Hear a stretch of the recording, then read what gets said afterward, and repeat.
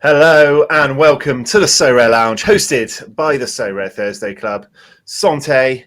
I am your host, Ricky, aka the Sorare Mamba, and I am joined, as always, by my glamorous co-host, the artist formerly known as the Play Sharper Everton expert, Johnny, aka Dornado. We have been away at the Euros, haven't we? Enjoying ourselves, overindulging in German beers and Appelwein. But we are back to talk JPEGs with you all once again. How are you this evening, sir? Yeah, I'm good. Happy to be fully back from the Euros. My wallet and liver have not quite recovered yet still, and also I'm a little bit in the doghouse, as you would be. Yeah. But yeah, no, happy to be back and looking forward to talking about actual Sorare stuff. We've just been doing all our millions of crappy power-ups we've been winning, haven't we, on the prize reveals. But, we've been talking about real football, actual real football at the Euros instead of JPEG football. It's just not the same, is it? It's not. Yeah, I see you've got the English shirt on, ready to go, representing. Yeah, I'm ready for England to finally show up at this tournament and put a good performance in, hopefully, against old Swiss Mafia himself on the weekend. Yeah, running scared. I've got the nice Belgium shirt, this lovely away shirt. We were obviously at Belgium-Slovakia, so I picked up this lovely ensemble to wear to the game. Obviously, they lost, didn't they? Got embarrassed. So I basically got insulted throughout Germany for the rest of the day and in multiple languages, which I didn't even understand what people were insulting me. And then we went to a kebab house at the end of the night, and the kebab owner called me a virgin while I was wearing it as well.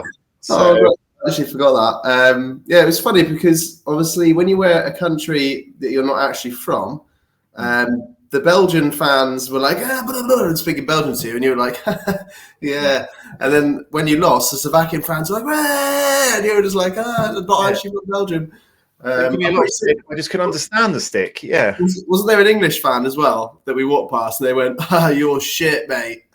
Yeah, it was a fan in a Man United top. So we walked past a shop looking for somewhere to eat late at night. Yeah.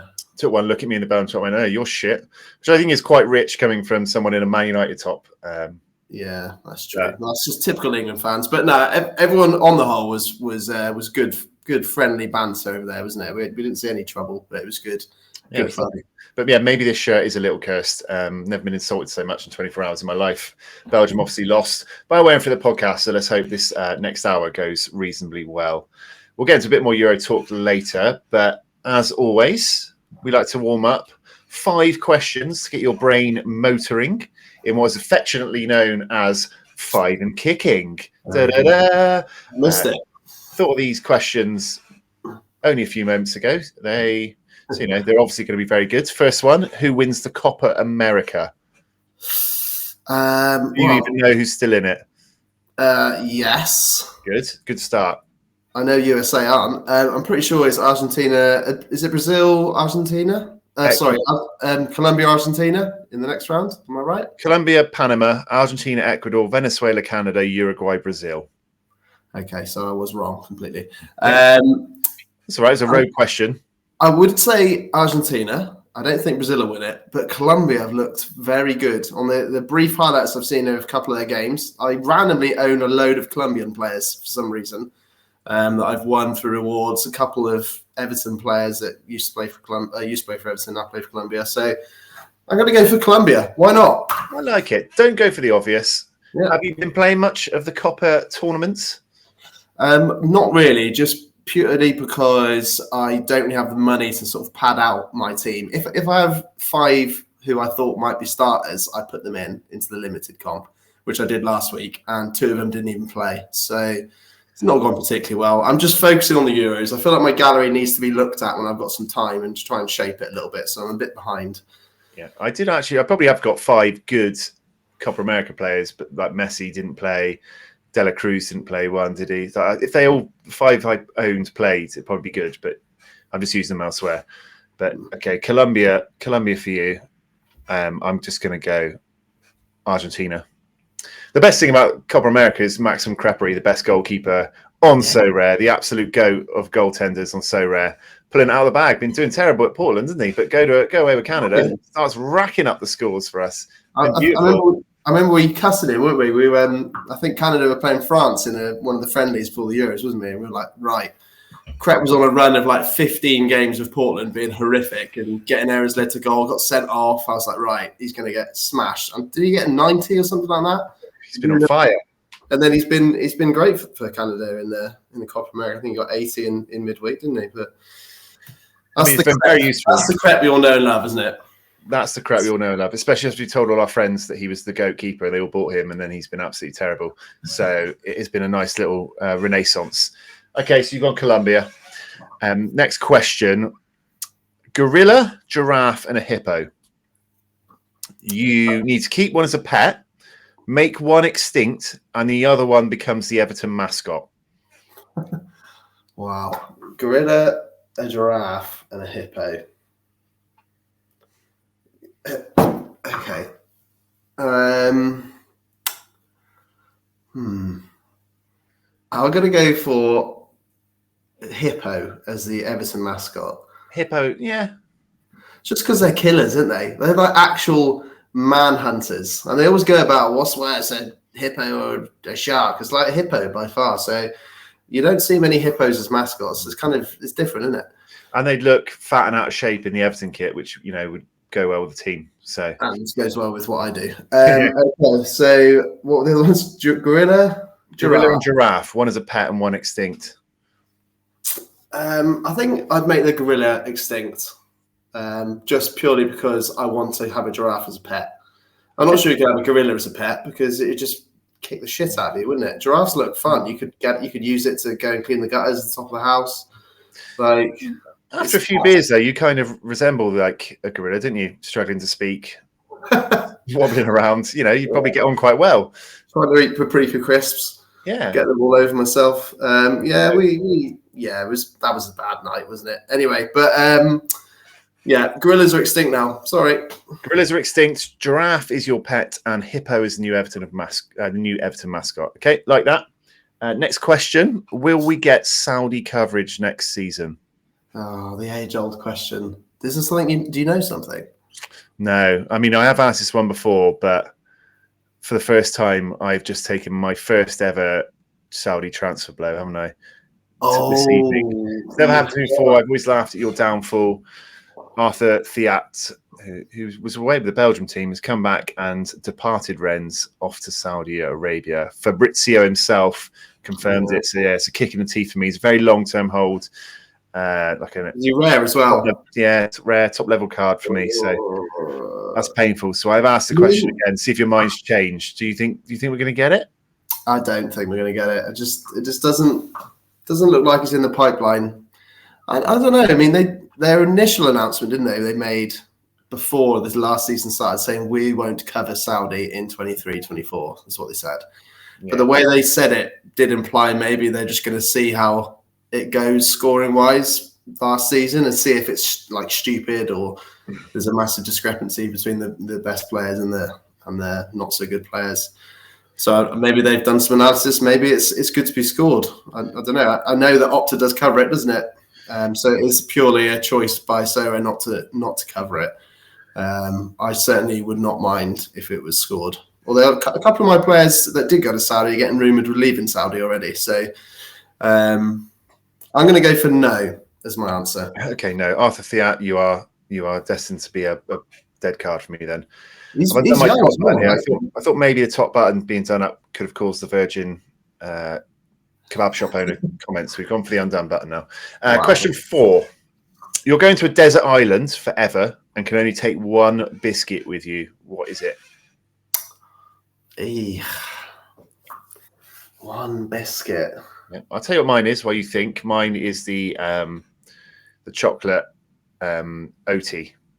It's got I can't remember what the real brand is, but I like the OT, the supermarket version one. It just tastes superior to like the. That's a good one. I like it. Is that the one with like the sort of toffee underneath the chocolate layer? And it's sort of. No. What am I thinking of then? I don't know what I'm thinking of. Chocolate, no, hobnobs. Maybe I'm thinking. Hobnobs are what I was thinking of. That's the real brand. The chocolate hobnobs. I kind of like the knockoff one. Just does it for me a bit more than the hobnob. I mean, a lot of people probably have this as a favourite one, but I just like the Marylands. that you can plough through them. They're quite small as well, so you can just pop them in nice and easy in one go. I could live off them. They'd be good. Okay, so chocolate chip Marylands and chocolate hobnobs. Used to be a fan of pink wafers when I was a kid. So basic, you know. I know. When I was like a kid, I'd literally probably eat about 3 packets of them in one go. Okay, there you go. There you go. For anyone that was really interested in Johnny's biscuits choice, he is a chocolate chip cookie guy followed by a pink wafer. Final question: Lamina Yamal, Arda Güler, Jude Bellingham. Sign one, sell one to your biggest rival, remove one from football forever. Do I have to keep one as a pet as well? Not on this occasion. That, you know, I think probably keeping a giraffe probably breaks a few laws, but I think keeping a young football player is probably worse. I could be like the Giraffe King, like Tiger King, but giraffes. Get a Netflix series going. Could be the next YouTube series we go through. Maybe. Okay, I've forgotten the original question. What was it? Yamal Güler, Bellingham. Sign one, sell one to your biggest rival, remove one from football forever. Oh, Christ, that is fucking hard, man. No. Sign one, sell one, and remove from all football forever. Oh, frick. Come on. Chop, chop. We got the real serious stuff to get to. Okay, I'm going to sign Güler. You're going to sign Arda Güler? I freaking love him. I think he's so good. He basically just ran the show for Turkey. He tells people where to go. He's just looks like he's got so much time on the ball. He's quality. Okay. So that leaves me having to sell someone. One's your biggest rival and remove one from football forever.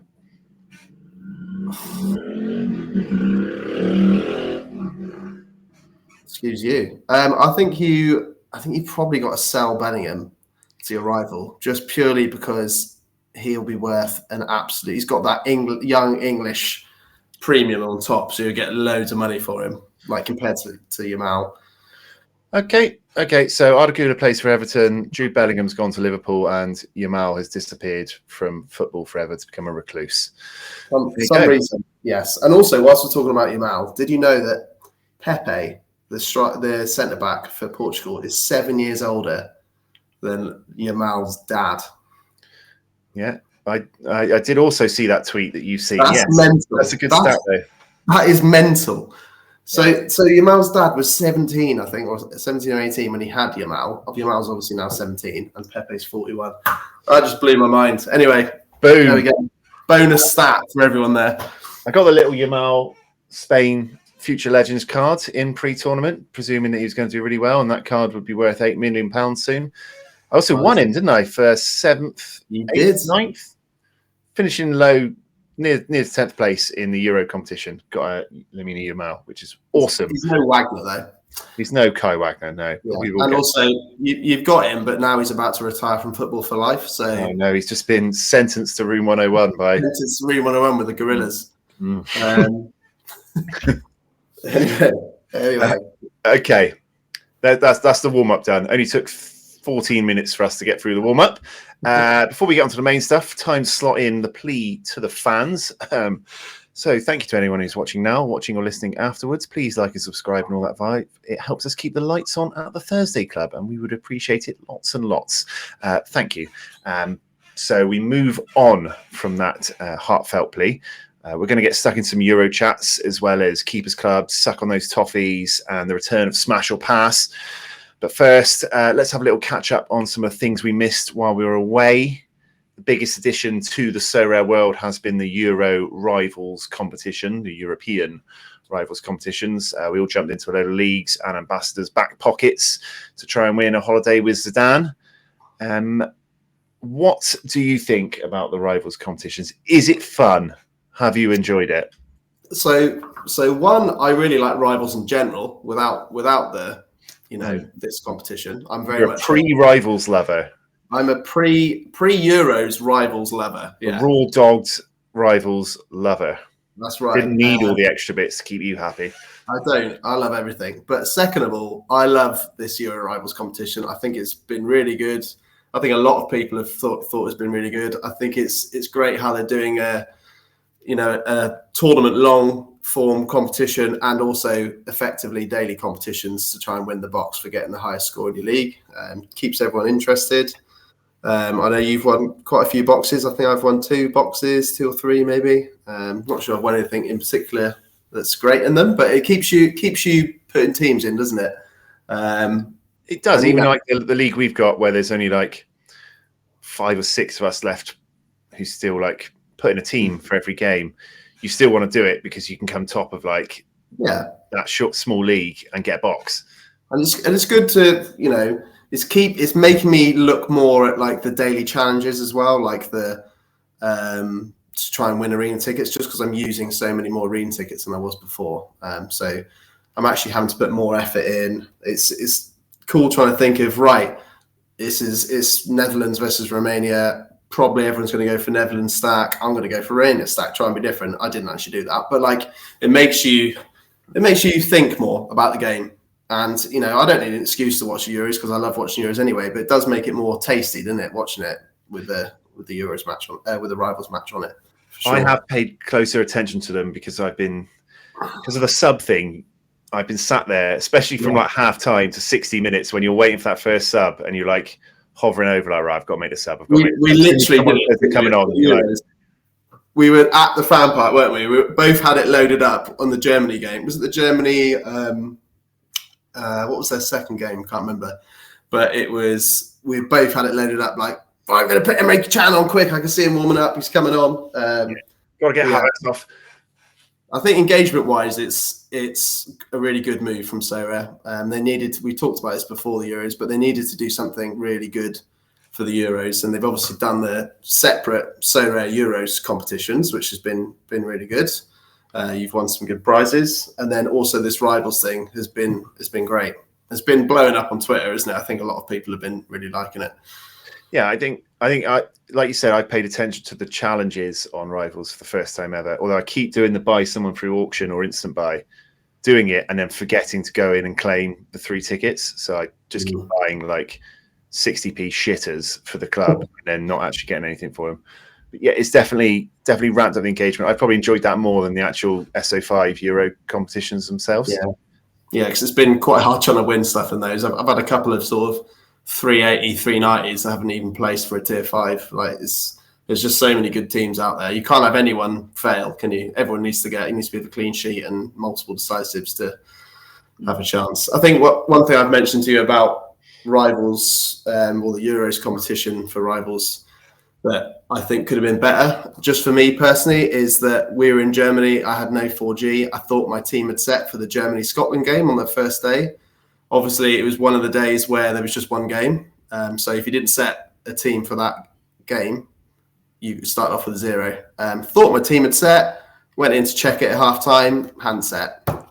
So I started off 300 points, roughly 350 behind everyone else. So I'm still roughly that amount of points behind everyone in all my leagues, which is kind of annoying. And I made the suggestion to you that maybe they could do something like you're allowed 3, like your lowest 3 scores of the whole competition don't count, just to try and avoid things like that happening to people, because stuff can happen. Like people might be on holiday somewhere where there's absolutely 0 signal, they might not have been able to do it. Just to sort of keep people interested. I'm very much an addict anyway, so I've still been doing it every day. But I know some of our friends have sort of missed a day and just thought, well, what's the point?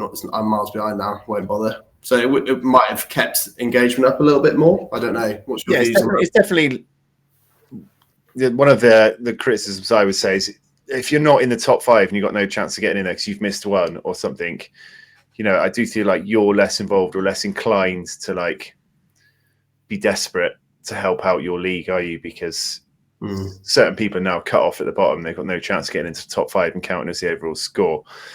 But yeah, I think the daily boxing is a nice touch. It keeps you coming back, doesn't it? And it's nice to, I know it's a co-op thing, but it's nice to have that individual prize as well to see if your score holds or if you can nick it on the last game. But that's been cool. It's sort of like improved private leagues, isn't it? It's hard whenever you set up a private league or something to get anyone to really be interested. But this like improves on that notion, doesn't it? And having something to win each day. yeah, it's made it really good. I've played every game, and I'm in the top 5 of the leagues I'm in, and I've won a few boxes, and it's gripped my attention. First time I ever used subs on Rivals as well, because you're so desperate.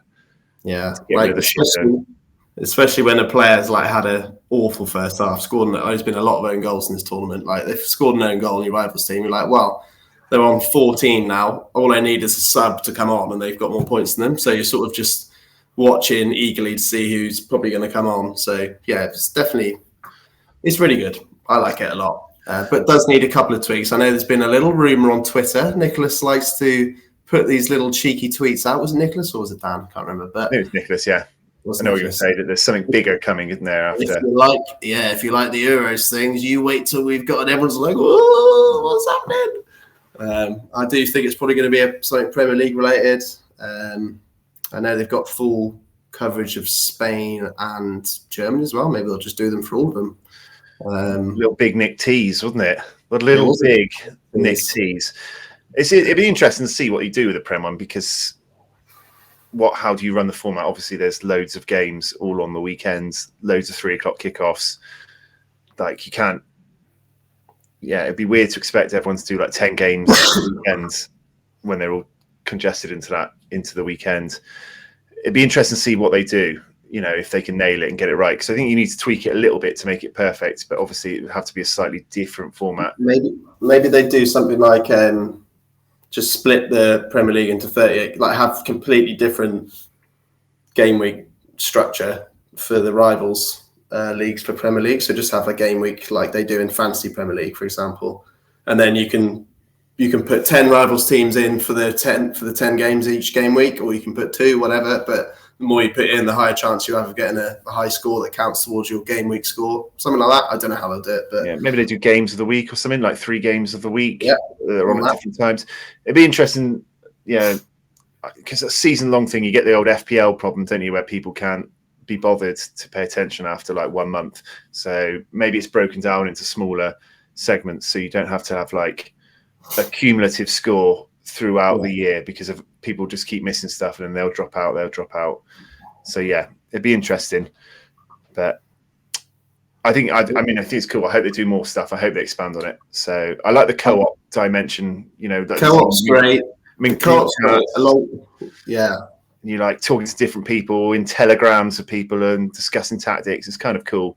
It does seem to have brought in that FPL content creator type person as well, isn't it? There's loads of them popping up all over the place now. The FPL accounts are getting stuck in. I think they're probably the right target market, rather than the influencers who are going to a game and stuff like that. I think the FPL people producing the content, buying the cards, I think is a bit of a better audience to aim at and try and poach some of their followers and get them into the game. I agree. At the end of the day, these FPL people, you don't necessarily need these FPL people to stop doing FPL and do Sorare. You can do both.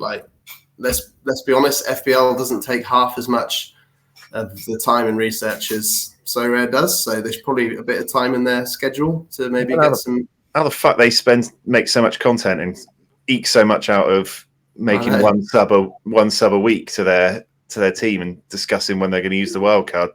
I know. But they do it. So, if they can make that much content about that little decisions they have to make, imagine what they could do with the Sorare. Yeah, I'd like an individual way to compete in it as well, something else than just get in the box. But overall, very successful, I would say. Very successful, very enjoyable. While we're talking about it, here's a Sorare Thursday Club League. As you can see. Oh, what a surprise you're putting your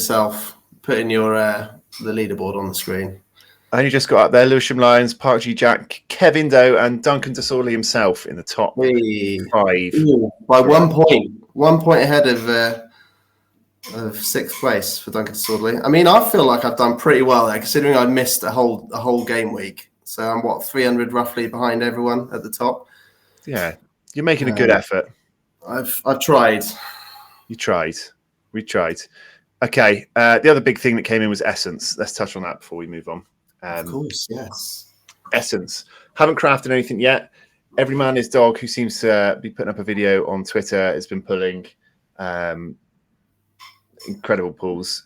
Yeah. Obviously, a lot's meant to be down to it being the Euro and the Copper pools, and Essence pools from where you win it, doesn't it? And that's your best chance. So if you want it all in contender, you can put a contender card, etc. So if you're winning it from the Euros, probably win a Euros card. Looks cool. The little graphic looks cool. I'm going to crack some tomorrow on our rewards video. Going to make some for the first time. Pop my cherry of crafting. But Essence, what do you think? Apart from the fact it's nice to win something that's not a boost. Well, that was going to be my first point. It's nice to have something different in the boxes that isn't just the level ups. But yeah, no, I think it's really good. I hadn't really. It sort of came to fruition a little bit when we were actually at the Euros, didn't we? So it kind of passed by me a little bit. But yeah, no, the videos from Twitter have been pretty mad. Some of the pools I've seen. I think someone crafted with 20. Is 20 the lowest limited essence you can use? No, 40, yeah. Sorry. And got like a freaking Mbappe or something stupid. But yeah, I think definitely during the Euros seems the time to use your essence if you've got some. So I am looking forward to seeing if you can get a good one tomorrow. I think I've got 63 essence. You need 100, right, for tier 3 or above. So yeah. I've got a few boxes coming in tomorrow. Hopefully I can get some essence myself. But no, I think it's really good. It's a good bit of fun. It's almost like a gamble, isn't it? What you want to do. I think people who like football and sports collecting like gambling as well. So if they can find some sort of way around the gambling laws, which is basically what this essence is. It's gambling, but you're never allowed to call it gambling. No. It's gambling, but it's definitely not gambling. We all like opening cards, right? That's like the FIFA, everything from FIFA for opening the packs and stuff. We all like the randomness of cards. That's why we like winning card rewards over, winning cash is cool, but this is another way you can get a card, and it feels that you've got a little bit of choice in the matter of what you're going to open up. So yeah, I like more ways to win cards. I think it's cool. It's better than a boost, basically. At the end of the day, people prefer winning cards to winning ETH, don't they? And like, if you look at how happy were you when you got Yamal, like insanely happy. I won Wagner and way, way, way more money, and I was really disappointed. It's purely you want to win that special card, and I think doing this essence thing is good for that. Knowing you're going to get a card, like you're crafting something, it's going to be a card. Like, what am I going to get? I think it's good. Yeah, it's more fun. And as content creators, which we occasionally are, and people just showing it off on their Twitter or things like that, it's fun way to show it. No one wants to know that you won a tenner or limited threshold, but they do want to see what you craft from 40 essence. It's fun. Yeah. So yeah, essence is good. It's an improvement. That's what I'll say. Let's move on. We've still got stuck on those Toffees, Keeper Klub, bit double game weeks. But let's go for some Euros while I have that loaded up. Euros, we're down to the last 8. Thursday is the deadline. Quarter-final time. 8 teams remaining. I thought we would do a little power rankings session of the 8 teams left. In fact, we'll let you do that. We'll let you do the power rankings. 8 teams, 1 being the best, 8 being the worst of the 8 remaining teams. Flags down here if you need reminding. Power rankings. Place them in any order you want. So, yeah, I mean, squad-wise, you have to start from first. You have to start from 8th. You can stick them wherever you want if you like. I'd say first is pretty clear. So you're hovering on it already. Yep. England. No, not England. Get that Spanish flag up there. I think they've been, we watched their first game, didn't we? They were pretty good. Croatia, I thought, actually did play quite well as well, but didn't score any goals. But yeah, they were ruthless.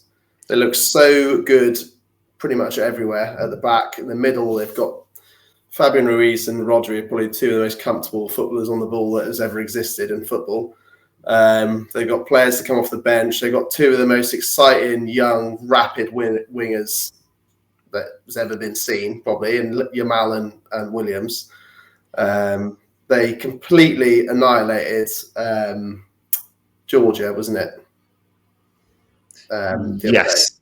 So, Georgia came into that game having, just played one of the games, if not the game of the tournament, beating Portugal on a massive high, obviously making it to the knockouts. I think it was Georgia. It was Georgia, wasn't it? Yeah, they beat Georgia 4-1. Yeah, that's right. And obviously Georgia went 1-0 up, didn't they? Own goal from the moment. And then Spain just they just kept the ball forever. And then the last 20 minutes or so, they could have scored about 10 goals, honestly. Spain just looked insane. And I just think any team's going to struggle massively to cope with playing against them. So I'm just sticking Spain at the top. Right, we can work back from that. They got a lot of pace, didn't they? They got a lot of pace in their team. While we're on Spain, anyone stand out for you? Anyone from a Sorare perspective? Anyone surprise you? Obviously, for me, I can't believe Mark Cucurella has come out of the wilderness at Chelsea to, be posting decent numbers. Everyone thought Grimaldo was just nailed on, right? And Cucurella's put in a 62, 100, and a 69 so far. I have to eat my words, to be honest with you. Like, I've watched all the Spain games. He's looked really good. He somehow manages to leap above and win every freaking header, I swear, as well. I don't know how he does it. No, he's looked good. He's like a tenacious little bugger. I'll give him that. Just proves how Chelsea seem to be making players look shit left, right, and centre. But obviously, Rodri's really good, and the forwards are really pacey and incredible. But Fabian Ruiz was an old favourite. He's still a favourite of yours, and he was an old favourite of ours at the start when we all used to have his rare. He's been really good, and his scores have been really good as well, hasn't he? I was going to mention, obviously, the first game we saw, he got a goal and an assist, against Croatia, and then another goal against. Did he get a goal and an assist against Georgia, or just a goal? Can't remember, but I think he got 100. He got a goal and assist, got 100, yeah. He's looked like the Fabian Ruiz we knew he was. He was immense at Napoli, one of the best centre mids on the game in terms of AA, and it just, he's good at getting decisives as well. He's one of those players that's gone to Paris Saint-Germain, has sort of been eaten up by the press and the fans and whatever, but he's absolutely quality. I've seen some rumours saying Paris Saint-Germain will try and cash in on him now his stock's got high again. I'd happily see him leave there and crack on. But yeah, I'd say he's been a standout for me. He's been a bit of a tougher hold at PSG, isn't it? A lot of people are a tough hold at PSG because that, So, but he's been really good this tournament, from the eye test in real life and the Sorare test. So let's go. While I'm thinking on my feet as we go along, let's do their opponent, shall we? Tough game, probably the pick of the games on the quarterfinals. They've got the host nation Germany. So where do you want to put Germany, and then we can go through them? I mean, that's a crazy. That could be the final, couldn't it? Spain, Germany, easily. I think it's going to be. I saw a stat today actually that Spain have never beaten a host nation in their 8 times they've played a host nation at the World Cup or the Euros. So interesting. Germany are going to have a whole partisan crowd, aren't they? As well, they're going to be up for it. And Germany have probably looked maybe the second best team of the tournament so far. So yeah, I mean, I think you've got to put them in second there, even though they're playing each other. So only one of them go through. I think you've probably got to put Germany up there. So you're going to put Germany second. So one of the top 2 are going out. Yep. Friday night. Yeah, and that's because, and they're playing Spain because did they come second in their group, Germany, in the end? I can't remember now. No, they won their group, didn't they? They won their group. Yeah, that's right. I just can't. Were they always that? There was always a chance Spain were going to meet Germany in the quarters, wasn't there? Neither of them failed somewhere. Yeah, they both won their group. They just how the cookie has crumbled. How the cookie crumbles. I mean, so Germany have looked really good. Obviously, didn't have the toughest of starts against Scotland, and sort of got them purring straight off the bat, didn't it? Which it was a good little fixture to have at the start. Well, Scotland got a lot of stick, but they're getting a red card early against the home nation. You're up shit creek with that paddle, and exactly. I did think Scotland were going to beat Hungary. I was kind of winning them on, to be honest with you, to try and maybe get through to the knockouts. Yeah, we watched on the fan part, didn't we? But wasn't a B. But yeah, Germany fans outperformed the team. Is what I'd say about the Scottish. Yeah, definitely. But yeah, Musiala has been obviously the standout, I think, for Germany so far. He has always been great. He's a fantastic footballer. I remember bigging him up at the last Euros, and he sort of didn't really show up, did he? I mean, Germany as a whole didn't show up too much. Was it last year? Or was it the World Cup? Sorry, but yeah, he's definitely blossoming, isn't he, in this team? But yeah, I wouldn't say they've got anyone that's really like spectacularly standing out apart from Musiala. Wirtz is doing okay. Havertz is kind of being the same as he is for Arsenal, just a fucking pain in the ass and scoring and then missing loads of chances. Like Gundogan, Cruz, the old timers doing pretty well. You have to say Cruz has been the reliable scorer from a Sorare point of view. But then if you're using him in the rivals game, his cap's been enormous. It's been really hard to get him in anyway. I had the Musiala forward card, so I sort of had like that nice little advantage in the Germany games because obviously you had the problem of them not playing a striker to start with. Yeah. Sadly for me, Mittelstadt, I thought Mittelstadt was going to have a really good tournament. I thought it was a really good left back, but he's been dropped. Got dropped for Rahm in the last game, which was painful. Schlotterbeck came in, obviously a monster on Sorare and put up a monster score. But, yeah, Kimmich's not really being himself at right back, is he? He's not really the same scorer at right back as he is. He did have one good game against Hungary, I believe, got an assist, got a 97. But yeah, at right back, even for Bayern, his scores just haven't been, the monster that he was before, when he was like a must-own if you wanted to clean up. But yeah, they've been Musiala and Cruz. Yeah, there's been a bit of inconsistency in like scores apart from that. But on the pitch, they do look pretty strong, don't they? And it's a tasty game. So I think you're picking Spain, basically. You putting them above. I'm picking Spain, but obviously, I just think it being in Germany is a real leveler. I think Spain are better than Germany in terms of football, but I just think it's going to be a very even game because of the crowd, obviously. Okay, I think Spain to win 2-1, maybe 3-2. I can see there being goals. Okay, well, yeah, I think it might be a draw and go to extra time. I might put Germany to nick it just to go against you. Okay, so should we do 7 and 8 now? I think we can probably do 7 and 8. So teams that have good squads, not looking too good. I think you've got to put England 8th there. I've got to say, I just think we've been.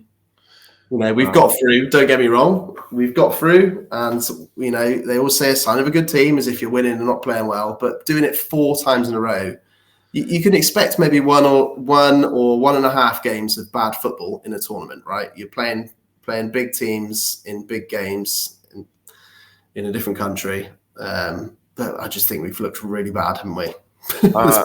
Wow. So tournament favourites at a lot of bookies still, and you are putting them 8th in the power rankings. Well, individual-wise. Power rankings? It's your power rankings? No, I'm not backing down. I'm just saying, it's just we've looked shit, mate. Okay, 8th place, England. Okay.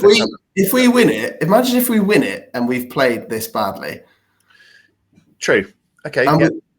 It'd be mad, and we've got so lucky with our side of the draw again. I mean, they're still very good teams. I think Switzerland might even beat us for sure. But like, if we were playing Spain, Germany, France, or Portugal, they'd definitely beat us. I think so. We've got lucky with the draw there. Obviously, we were at the England-Denmark game, right? We were buzzing. Everything about the day was amazing. Seats, even though we're supposed to be restricted view, had no restricted views whatsoever. In the nice seats next to John Nellis. John Nellis and Eric Ten Hag. The fans were awesome. It was about 30 degrees. We were on the beers again. It was great. But the football was bad. I mean, the pitch was bad, right? And there've been multiple other games played at Frankfurt since then where commentators and players have come out and said the pitch is like an ice rink. Everyone's slipping over and twisting their ankles. But you can't just go blaming that for how you're playing. So any standouts at all? I mean, it's been depressing to watch. Awful. Well, I think by 90th minute overhead kick. But is there anything from a Sorare SO5 point of view you can take? Do you'd be plugging in? Well, Harry Kane needs a decisive, otherwise he doesn't do anything. Bellingham has looked like he's trying to do way too much and looks very tired.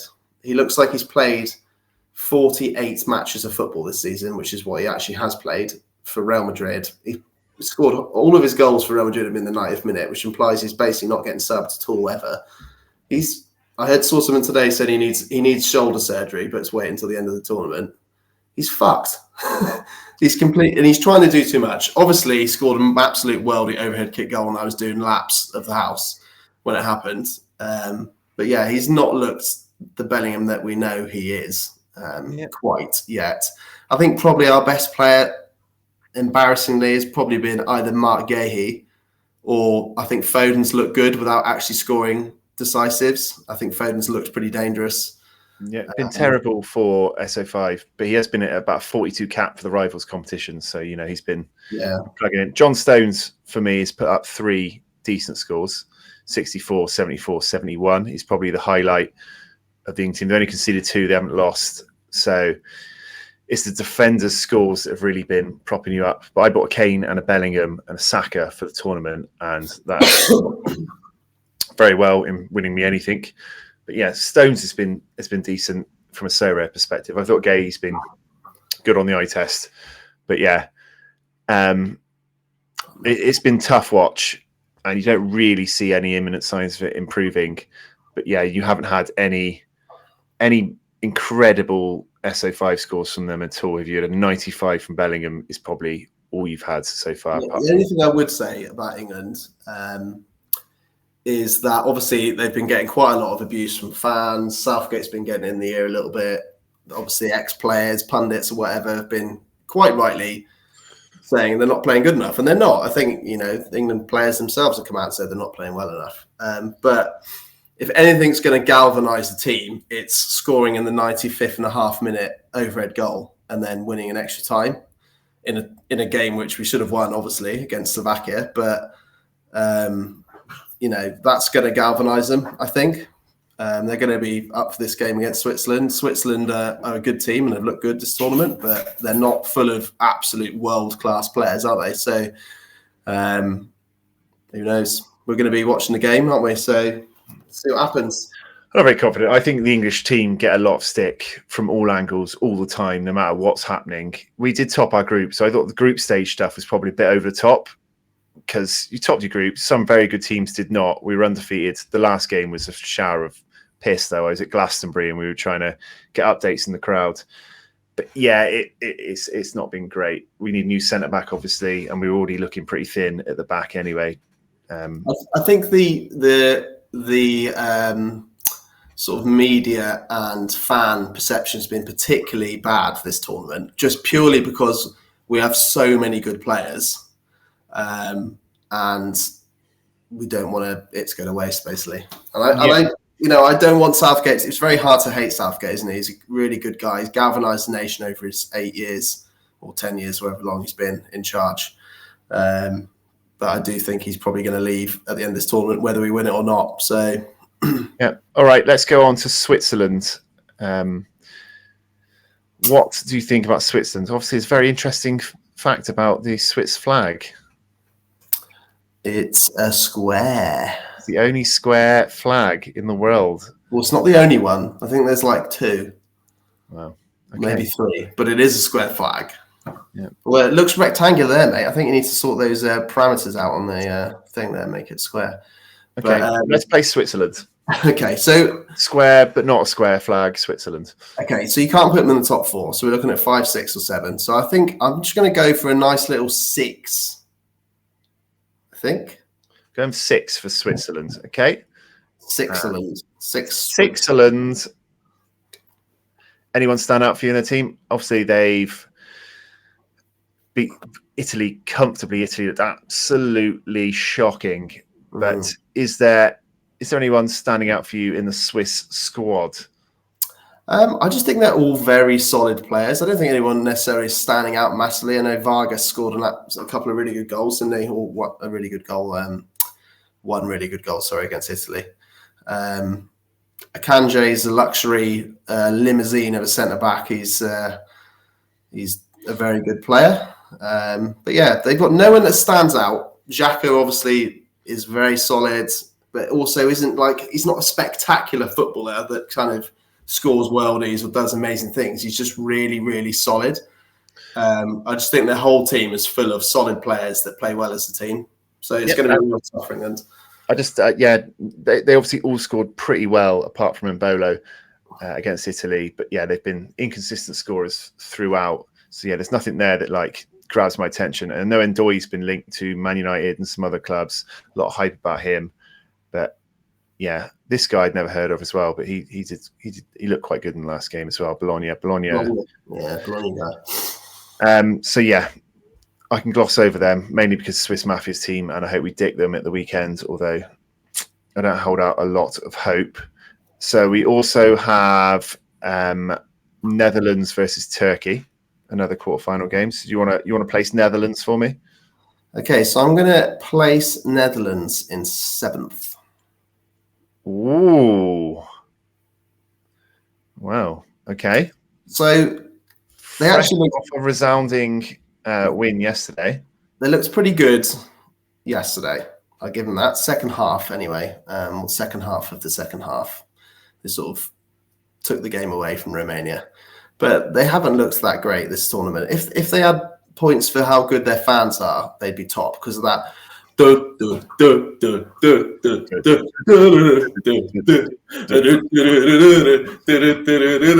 they had points for that chant, that would be top of the charts because every time that pops up on any newsfeed, I watch it about 12 times. It's great. But I don't think they've looked that good. Obviously, they got beat by Austria. Austria played amazing that game. They played out that really, really boring 0-0 draw with France. And then, God, I can't remember half these games now. It's been so long. Did Poland miss a penalty, or have I made that up? In that 2-1 game, or did they score really late on Netherlands to win that? I don't remember. But they haven't looked great, I don't think. They did look good for the last half an hour of the game against Romania, where they just took the game away. But they've got nothing of any real scariness for me. Yeah, I thought they looked pretty good. They were flowing well in the second half of that game. The link-up play looked really good. Maybe Austria had been over-egged and Romania had been over-egged as well. So it was, not sure how much can be. Gakpo's looked really good, and he's obviously been the standout scorer. Ake obviously put up 100 as well. In the group, but yeah, there's some decent scores. Xavi Simons has got a few decisives now. I think they're decent. I think they're a little bit of a dark horse. I could see them comfortably taking Turkey out. And then they're in the semi-final. They're 2 games away. So, yeah, I think they look decent, and maybe they're growing into the tournament. Yeah.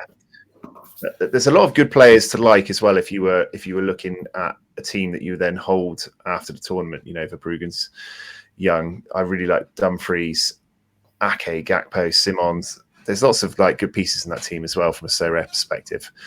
But you have gone 7th place. So what about their opponents, Turkey? Okay, who are the 2 I've got left? France and Portugal. Okay. Right. Turkey. I'm going to put Turkey in 4th. No. I am. I'm going to put them in 4th. Because I fucking love Turkey. I love them. I love Arda Güler for a start. I'm not necessarily saying they'd beat any of these other seven players teams in the quarterfinals. I just think they've got something about them this Euros, and I don't think they're going to win the Euros. But I can see them beating Netherlands in the quarterfinal. Their crowd is insane. Obviously, we saw it firsthand in Frankfurt. They're absolutely off their tits mad. I can only imagine what it was like in Leipzig after that game yesterday. But they play with so much fire, and they got some really good players as well. Obviously, Güler, they've got Yildiz, the young guy from Juventus as well. That keeper made an absolute worldie save. They just seem to have something about them this year. And obviously, Germany's second sort of nationality is Turkish as well. So they're basically playing like a home team in every one of these games. And I just feel they're gonna. I could see it being like a Turkey-Switzerland semi-final, like genuinely. The fans were mental. Yeah, when they won that game and we were in Frankfurt, the streets, cars were just zooming everywhere. There's so much noise. It was chaos for the night. It was incredible to be part of. They do have some really good players as well, and they play in the Turkish league as well, where they smash in the Turkish league. So they're good cards to have. and then keep hold of. Gunnock had one of the best saves I've seen in a tournament ever to keep him to keep the win yesterday. Like Gula's class, Yilmaz that's really lively up front. Kadioglu's a really good scorer. There's so many good options here for after the tournament as well. I picked him as my dark horse in our Euros preview show all that time ago, and for once, something I said actually, came true. It's like they've got the perfect mix across the team. They've got some really good young players. They've got some good old players. Watching the game yesterday, they've got some really fucking rapid players as well. They've got skill. They've got absolute fight. Like they're not full of world-beating footballers, but they play incredible as a team. So yeah, they did look knackered yesterday, so I'm a little worried. And basically everyone in their team's been booked. So yeah, that's true. Suspensions and tired legs. Can they get over that and go again? So we'll see. So 2 left. Let's bounce through these because we're getting on. We still got lots of stuff to get through. Okay, so right, France, Portugal. So if we're just ignoring the fact that France haven't played very well this tournament so far, I think you've got to put France in third there. I think France are going to be the third favourites to win, and then Portugal in fifth. Okay, so Spain, Germany, France, Turkey, Portugal, Switzerland, Holland, England for you. Let's just have a quick look at the 2 teams we haven't gone through yet. Portugal, the Ronaldo show, can't hit a barn door. But yeah, it's becoming completely about him as per usual. It's affecting the whole team. Everyone's just they're making stupid decisions to try and get Ronaldo his fucking 6th straight Euros goal of the tournament. Like, I understand that he wants to do that, but he hasn't scored a free kick for about 100 years. Let someone else take it. Let someone whip it in. He shot from that free kick on the edge of the bloody goal throw-in line yesterday, didn't he? What's going on? He's just desperate. They were lucky to get through in the end, weren't they, against Slovenia? I'm not hot on them at all. They got very lucky to get the 2 late goals against Czechs. Lost to Georgia with their second team. Looked very bad against Slovenia. Haven't really shown me a lot yet to have a lot of faith in them. So yeah, it'd be interesting to see if they can pick it up again, but I don't hold much hope. Which leaves us with the French. Everyone's pre-tournament favourites. 2 draws and 2 1-0 wins. So, yeah, very similar. Yeah, very similar sort of tournament to England so far for France. It's sort of every game's been a bit dull, but they do seem to be able to control games a lot more than England. Yeah, they didn't look spectacular against Belgium by any means, did they? But they did have some chances. They seem to be scoring well on Sorare still, reasonably well. Griezmann's not looked his usual self, has he? It's been a bit sometimes wide of a front three. It hasn't looked like to impact the game at all, really. Obviously, Mbappe's nose got snapped in half, which wasn't an ideal start. I think at least proving that you can go to Saudi and still be a good footballer. And Koundé, for me, is past the eye test. He has a couple of good scores, Sorare-wise, but he's looked good on the pitch for me as well. Yeah, I just think they've still obviously got an incredible team squad and haven't looked great, but are still winning games. So I think they're probably likely to do well still. The Champs and Southgate stuck in their ways, aren't they? Won't change their system. Don't seem to want to change a lot. Don't seem to be making those early subs. Yeah. Just out of interest, I did my power rankings as well. I think Swiss have been on fire. France and Portugal 5 and 6 because one of them has to go through. Turkey, I think, looked kind of out of their feet the last game. And yeah, England up 1 from me because they haven't shown a lot, but they have got the players and they are still undefeated and they have found a way to grind it out. But yeah, so obviously both of us, Spain and Germany at the top, one of them is going to go out. Yeah, maybe that home advantage might count. But yeah, interesting. That was our power rankings of teams left in the Euros. Excited for these quarterfinals. They're going to be some good games. I've got a feeling. Yeah. Okay. I just want to touch on double game weeks before we move on to the last 2 sections. Double game weeks, obviously, are important for us right now. I'm sweating on an improvement from my super rare MLS guys to get me the middle threshold in super rare tonight. I need an extra 28 points. Double game weeks. Do you like double game weeks for a start? I mean, I have a lot of MLS players, so it kind of helps me personally. It's never a bad thing to have two chances to score big. It's kind of annoying if someone goes off injured or whatever, or gets suspended in the first game, and then you're like, well, they just had one game, and it wasn't the best game of the two games. So now you're like, I probably wouldn't have played him. But then that's the risk you take, I guess. It's certainly paid off with a few of my players. I think we had a double game last week as well, didn't we? Someone went from 45 to 95 in his second game, and it won me a good prize. So I'm sweating on a Wagner better game tonight, because I think he had one of his worst games ever in one of his first appearances for me since I've won him. Got 28, I think. So I'm on 404 points with him with a 28. So hopefully he can get a better score. But yeah. I need the Prince of the MLS to come good, Jackson Newell tonight. But Colorado have got a double game week next week, for say. And if someone's got a stack of Colorado and they do well, you're instantly on the back foot, aren't you, if you don't have double game week players? So my cap teams this game week are just all double game week players.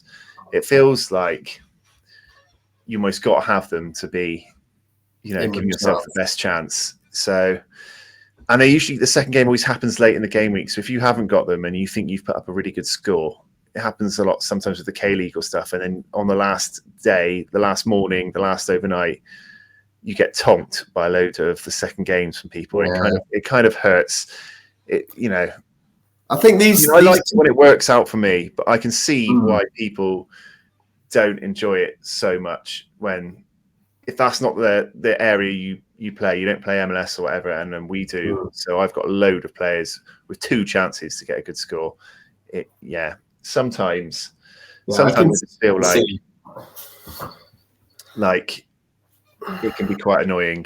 And then I always end up buying extra players for it who have got two games as well. So it's good for Sorare because it forces me to buy people because I can't say no because I'm addicted to chasing the dream. But yeah, it's just something that pops up every time there's a double game week. Like, I know I'm sweating on loads tonight, and some people might think they're in a good shot of picking up a prize, and they're just going to get swept tonight when all these MLS games go through. Yeah, it does one that always picks up on me. I wouldn't know if you're on the pro or con side of double game week and how it's done. It's only happening these last 2 weeks because they've altered the game week structure, right, for the Euros. Is that correct? Because it doesn't usually happen with MLS, does it? It usually happens with like J League and K League. Yeah, K League and stuff like that. Yeah. Or international weeks sometimes, isn't it? Or internationals. Yeah, I think people would accept the sacrifice that they're making because of the Euros. They're altering the structure to suit the Euros, which is the main thing that's going on at the moment. And it is just leading to this slight problem or benefit to certain galleries. It is what it is. It's just, people are just going to have to deal with it, aren't they? Ironically, I think when the new system comes in August, it might be alleviated somewhat because I guess you get it a lot in the cap modes, All-Star and stuff, isn't it? But when you've only got the individual areas, you'll know that Challenger has double game week. Yeah, I see what you're saying. I'm going to be up against the MLS boys in Challenger. So you might be like a bit more aware of the area that's going to be like smasher. You'll be expecting it to come in Challenger on the last day, whereas in the cap modes, it's sort of everywhere, isn't it? I'm going to miss cap modes. Hurts my soul every time I think of them going. I'm still hoping they might just go, actually, we've reconsidered. We're going to keep him. Go on, then. You can keep 220. Go on. Yeah, keep your 220. Go on. Yeah. Anyway, that little bit on double game weeks allowed me to open my Spotify and prepare a tune. You know what time it is. I'm going to get my chat.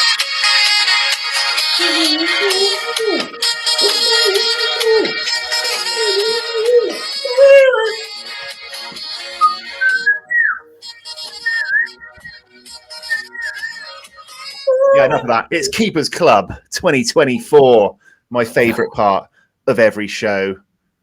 Boom bow. We're back in the club. Wow. We've been away for a little while. We haven't handed out any new free entry bands, given anyone a stamp to the club in a little while. So now it's time to see why we've been away, who's earned themselves bottle service for the rest of the year. Was there any international max scores on hand? Jordan Pickford? No, still not entering. Rules are simple for anyone who doesn't know. Keepers Klub. As a member of the Goalkeeper Union myself, all goaltenders deserve a shout out for an elite score. So anyone that gets 100 this year earns themselves a night at the club and bottle service all night long, baby. So yeah, while we've been off, there's only been 2 new entrants making their way onto the dance floor. Positively heaving out there now. 16 members. 16 members. You can see those 2 up on stage are the ones who have earned themselves at this time. Let's show you how they got up there. We have Alexander Maximenko in game week 479 over in Russia. Last man tackle. Last man tackle. I never understand what that is for a goalkeeper. Does it have to be outside of the box to tackle him? Because if they tackle in the box, that's just a save, right? Yeah, they're always like the last man. It's like, oh my god, the keeper made a clearance off the line. Oh no, that's just a save on the line. Yeah, stop hating on him. I know. I mean, Maximenko's an old classic, isn't he? Spartak Moscow being one of the first teams to be on Sorare. So I think he's probably got some ancient, like 2018-19 cards on there, probably. Yeah, you can see here it was a Spartak Moscow versus Orenburg. Obviously, you must have seen that game, or at least kept up to date with it. It was I think I caught that on Sky Sports. Yeah, Sky Sports Russia. I used to have quite a few Russian cards. Obviously, I think there was a global event or something that Russian cards fell out of favor a bit. But Maximenko, yeah, legend. There he goes, 106.1. He's in the club. I actually own like 3 Spartak Moscow cards. I think are they in that starting team? Probably. I own Unyarov. Unyarov in the middle there, yeah. Jesus Medina, you remember him? New York City. Yeah. Yeah, I own his card, and there's someone else I own as well, but he's not on Bongonda? There. No, can't remember who it was. I definitely own 3 of them. Zobnin? Oh, Ugalde. I own Ugalde. Oh, Ugalde. There you go. Maximenko in the club, joined by Walter. Familiar with Walter? Walter White. I actually recognise him. He's an old boy from like Argentina or something, isn't he? 100.4. Just got in there. 9 saves, 5 from inside the box, 2 good high claims. Another good high claim as a goalie. Diving catch. He did a diving catch. Well done, Walter. Oh, unbelievable. Great performance by Walter in the Cuaba versus Atletico.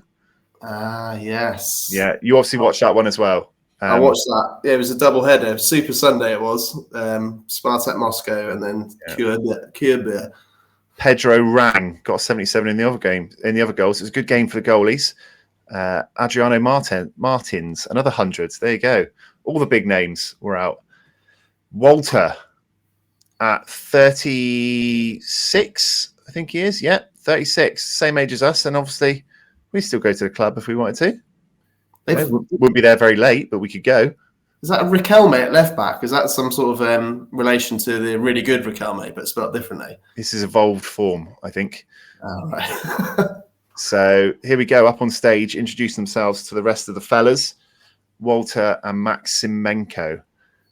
Very busy in here. We are going to have to get a new club formed with a bit more space for all these bodies. Absolute top boys. But here they are. There you go. That is your Keepers Klub update. Getting, halfway point of the year. Not long for these people to state their claim. You want to get yourself in a very exclusive club. You'd hate to miss out. We need to start getting these players' addresses as well, so we can send out the T-shirt merch to them with Keepers Klub on it, if you remember. So yeah, we will have to. We'll contact them. We'll DM them all first and see. If you're watching, Walter, if you're watching, send us your Argentinian Cuba address, please, and we'll whack it over to you. Yeah, Robin Zentner. I'm happy to send you the merch. I'll pay for the postage, no problem. Just get in touch. Yeah, so that was Keepers Klub. What else have we got? Oh, obviously we can't let this long go without a little suck on those Toffees update. We are off season, so I don't fully know what we can talk about. Suck on these Toffees. New signings. Yes, we've made a new sign-in. In typical Everton fashion, we pretty much signed him 4 days ago.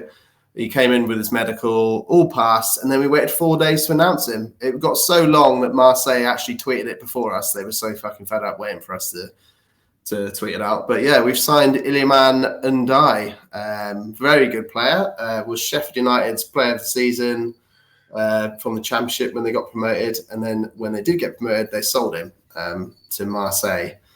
He got played out of position at Marseille, I believe, from what I've read. Didn't set the world on fire there, but he's an extremely good player. Obviously, I've watched all his YouTube highlights, and he looks like he's probably the next coming of Messi. But genuinely, he is a very good player, and I'm excited to see a bit of creativity up top for us. Scores look absolutely atrocious. It sounds like the typical Everton optimism. Go on Sheffield United. Don't select Marseille. I don't want any Marseille selected, please. I can't. Oh, I can go to all time, can I? And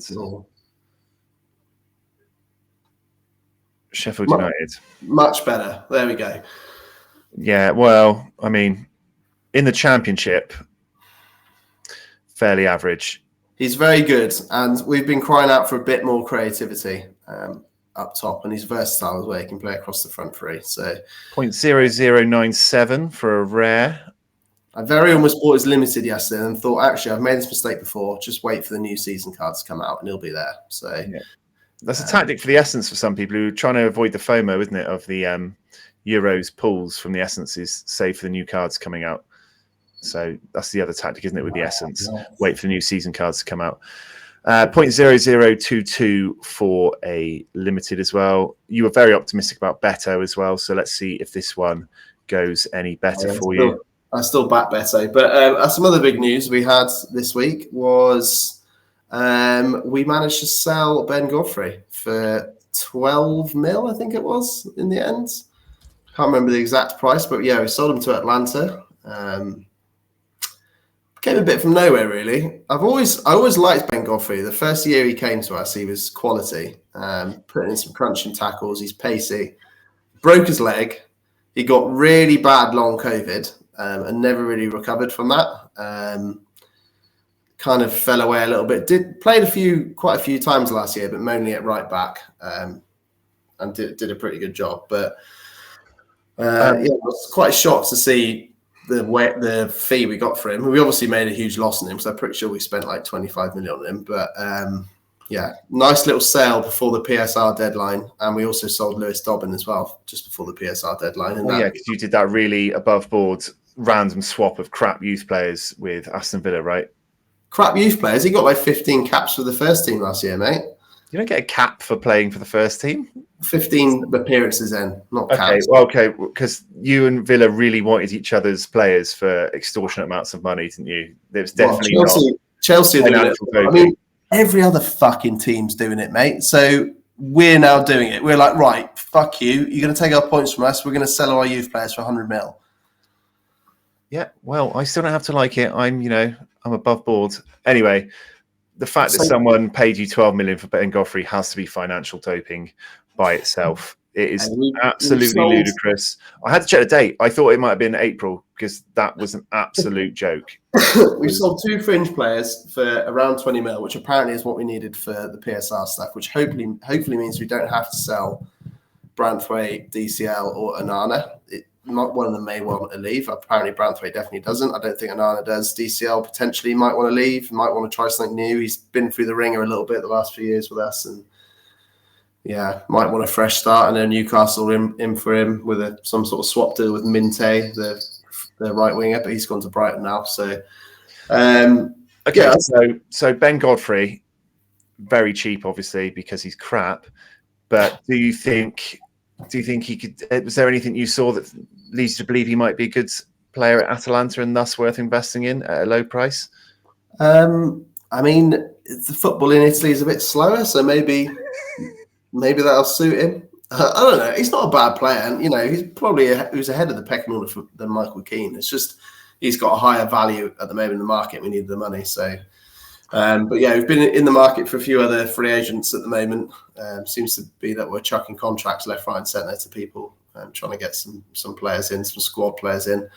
But yeah, it's all happening. We're still obviously got this new owner that's had his purchase approved.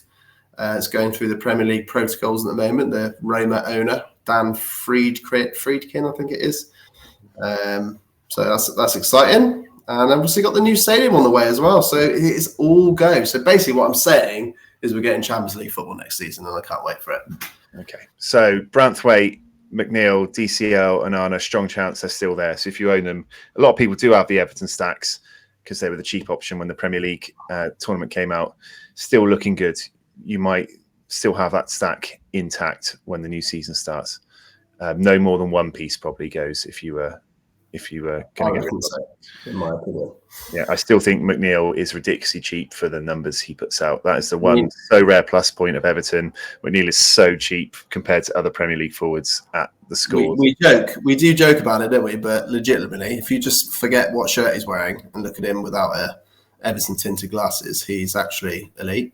It's the price disparity for me. He's so much cheaper than everyone else. Is just the thing doesn't quite make sense. Sean Dyche was out for Glastonbury partying as well, so probably no outgoings this week because he was too busy getting off his nut in the dance tent. Absolutely loves it, that man. I love him. What a boy. Okay, we are going to finish off with a little amuse-bouche of a returning section, smash or pass.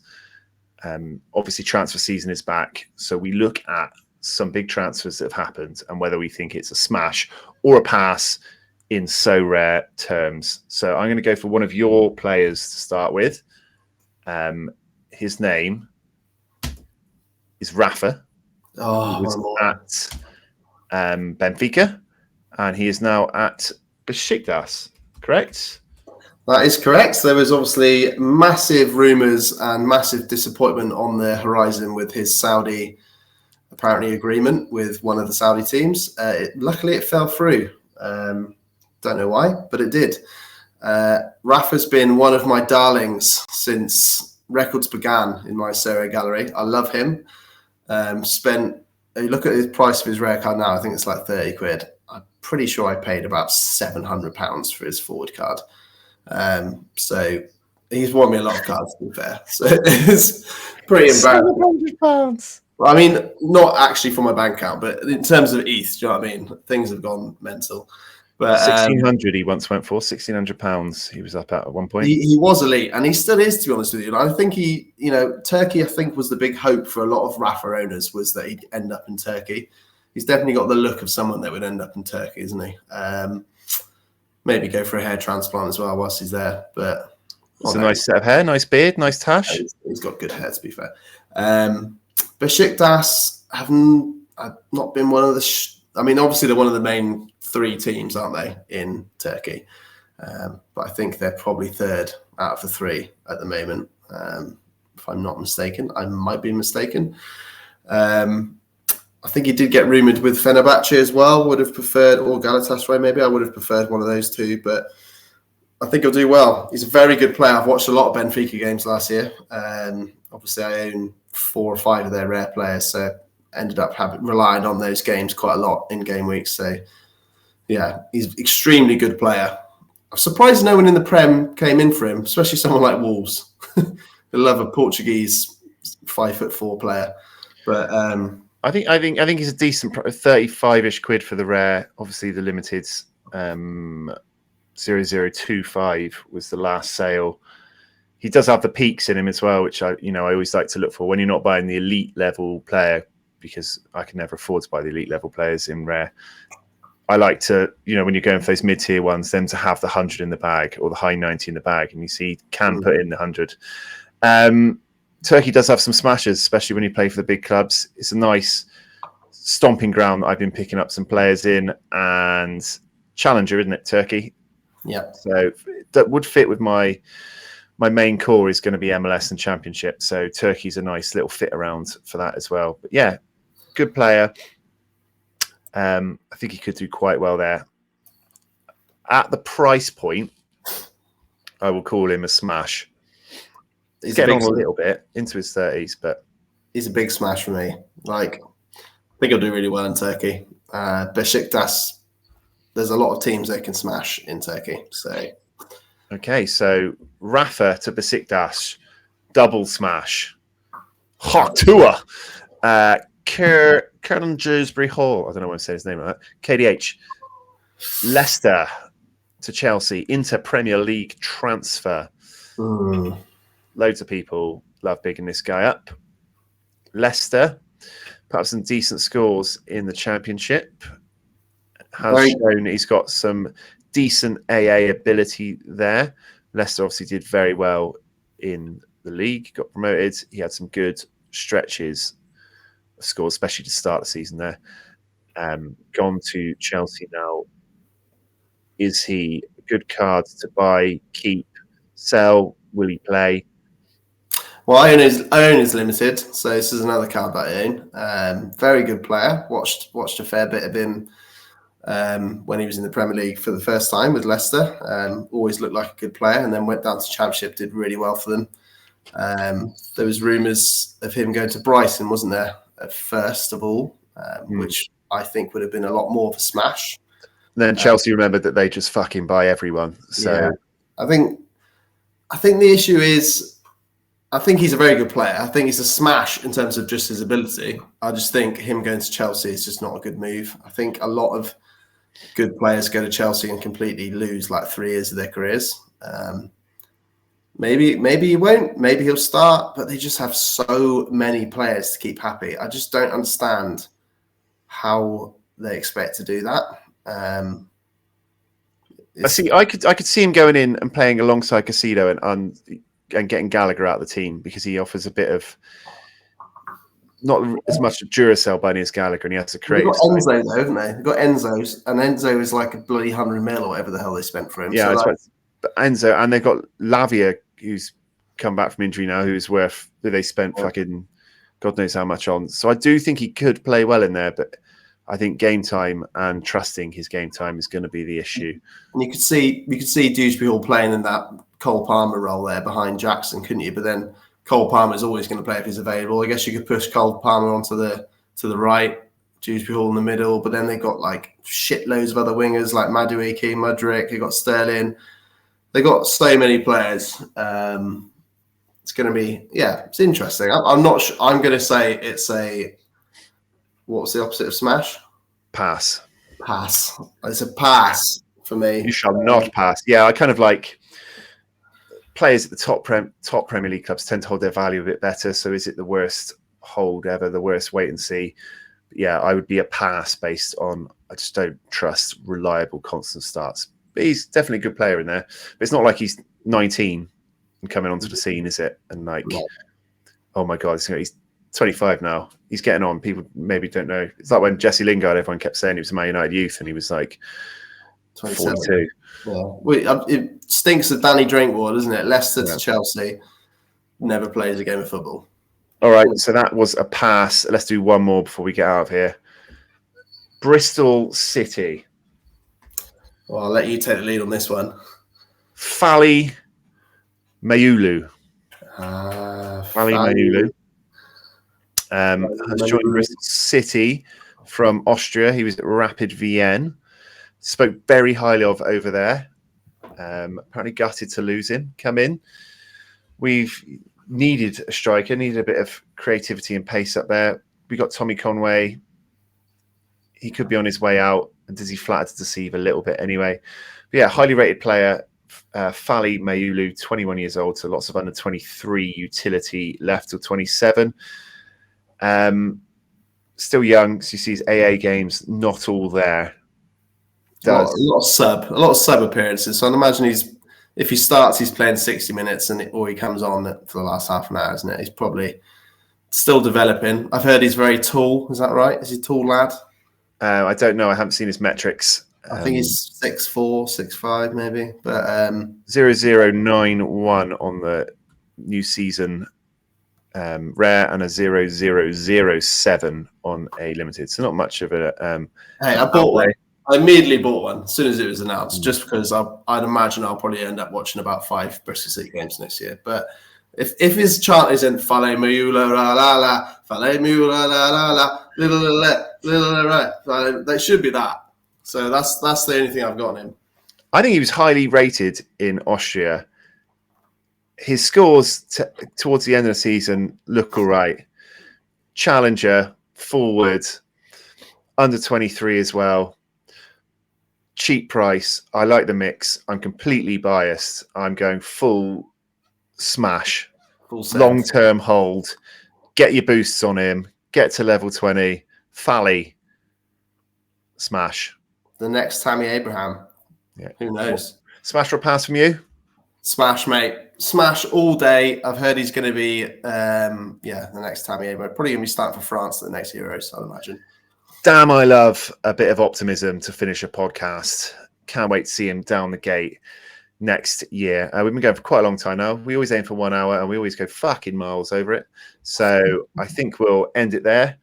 England going to beat Switzerland on the weekend. We'll be back tomorrow with a rewards opening and crafting video. We're going to get our essence out, get to it. And so this will drop on Thursday and the reward video will drop on Friday, and England will beat Switzerland on Saturday and everyone will be happy. What a rest of the week we've all got to look forward to. But until then, we have been the Sorare Thursday Club. Thank you for joining us. May the decisives be with you this weekend. Please like and subscribe and all that vibe on the way out. It makes us feel all fuzzy and warm inside. And we will see you again soon. Thanks for joining us. Viva la Thursday Club. Out the Toffees.